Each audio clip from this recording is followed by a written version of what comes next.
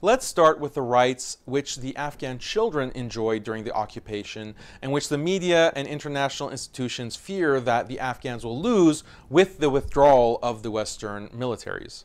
Children are innocent. They have not killed anyone, so there's no doubt that they deserve the largest number of rights. In the last 10 years, the occupation has directly murdered approximately 7,800 Afghan children. Hundreds of thousands more were killed as a result of displacement, epidemics, cold, hunger, and malnutrition. This is in addition to the hundreds of thousands of children who were orphaned as a result of occupation forces murdering their parents in airstrikes, not to mention those who received lifetime disabilities from injuries and amputations, who now live with every possible form of misery. So here is the occupier coming out of Afghanistan in 2021, and the children are scavenging the garbage while 10 million children require help, and while the whole situation culminates in the miserable features of this child. According to one article, the health of nearly 1 million children is at risk, according to UNICEF. We hear a lot about the occupation encouraging education in Afghanistan, but it seems that their encouragement consisted of bombing children in their schools, as in this bombing of a religious school in 2007, ending the lives of 7 children. Then in October 2020, the bombing of a religious school in the province of Takhar, killing 11 children with their teacher. When a group of children completed memorizing the Quran and a ceremony was held for them and their families, the occupation planes did not forget to send them a special graduation present. They dropped a bomb on them as they celebrated in their school on the day of the ceremony, April 2nd, 2018.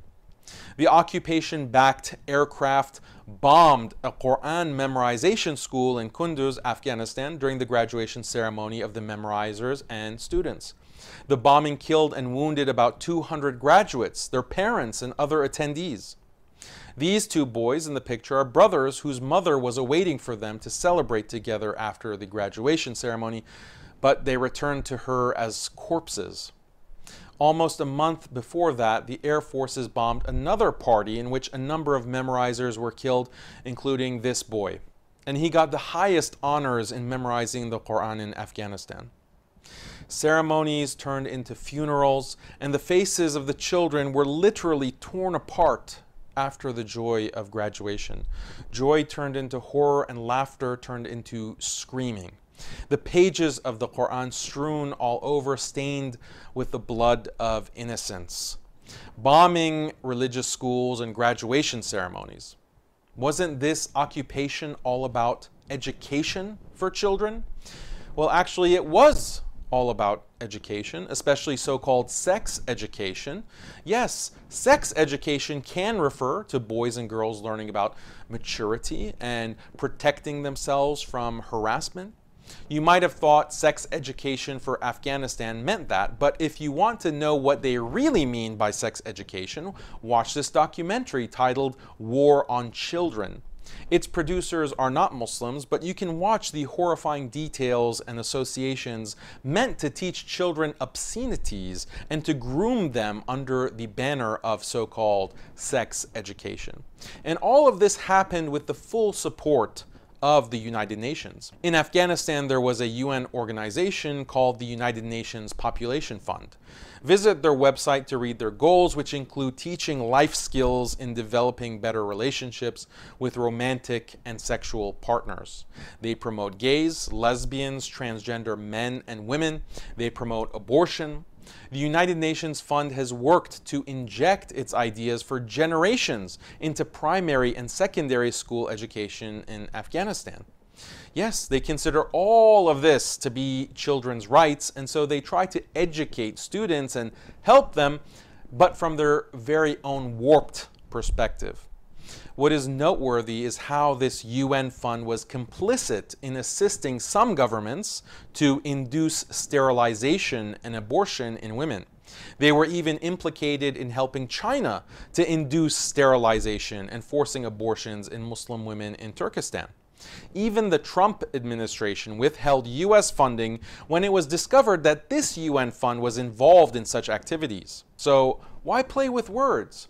Why do you see on their websites calling it quote-unquote comprehensive sexuality education, but when they address the Afghans, they use the term quote-unquote family life education?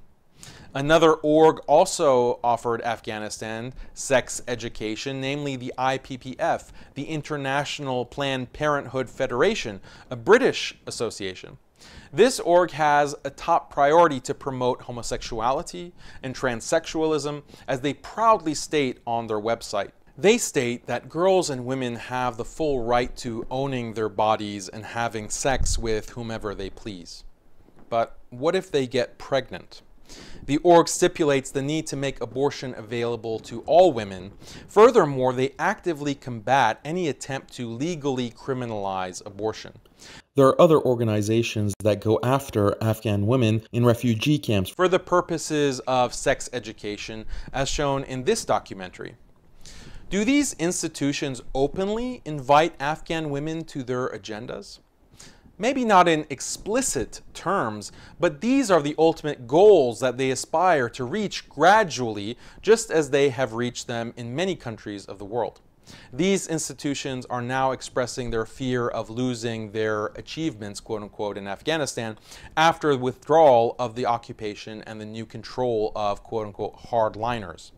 So when you hear from Western countries and media about educating children in Afghanistan, let's remember that this is part of what they mean. Yes, but they surely also taught the children how to avoid harassment and rape? Perhaps. But did this really benefit them when documentation shows rampant child molestation from the occupying soldiers? In this clip, you'll see how a group of Afghan women and girls were dragged to a military base and then brutally raped to such an extent that one of the girls died from hemorrhaging. Perhaps these are individual cases. Individual cases? Look at this report on the occupation's involvement in helping to enslave and rape Afghan children, especially boys. This report from the World Socialist website, which talks about practices supported by the occupation, in which contractors who worked for DynCorp were found to have bought drugs and boys with the help of Afghan authorities. They then held these boys hostage, forcing them to dress up and dance before sexually assaulting them for extended periods of time. Once these boys escape their enslavement, they are left with deep psychological, emotional, and social trauma. This phenomenon is known as boy play, and there are painful details that I could never bring myself to mention. There are detailed documentaries on the issue of child trafficking and prostitution and how Afghan children were kidnapped for this purpose. It was documented that between the years 2010 and 2016, about 6,000 cases of sexual abuse of children were recorded without any consequence for the rapists, and this was only during 6 of the 20 years of occupation. The British newspaper The Independent stated that the occupation soldiers admitted that they had been instructed to keep quiet about the Afghan soldiers who sexually abused boys. Sometimes the occupation soldiers used to have fun and laugh as they bombed villages and killed children, like in this video. Il y a plus de villages. Mais on du monde à reloger là. Ça fait plaisir. Non, il va falloir que tu laisses ta tente, il y a du monde à reloger. C'est clair. Eh, vraiment de la viande ce soir. On est vraiment des bâtards. S'il faut, il y a des gamins dedans. Ils sont en train d'exploser. Ah non, non, mais il n'y en a plus là, des gamins. Là, il n'y a plus rien. Ils sont en dehors là. This was part of the so-called rights of children that they enjoyed during the occupation.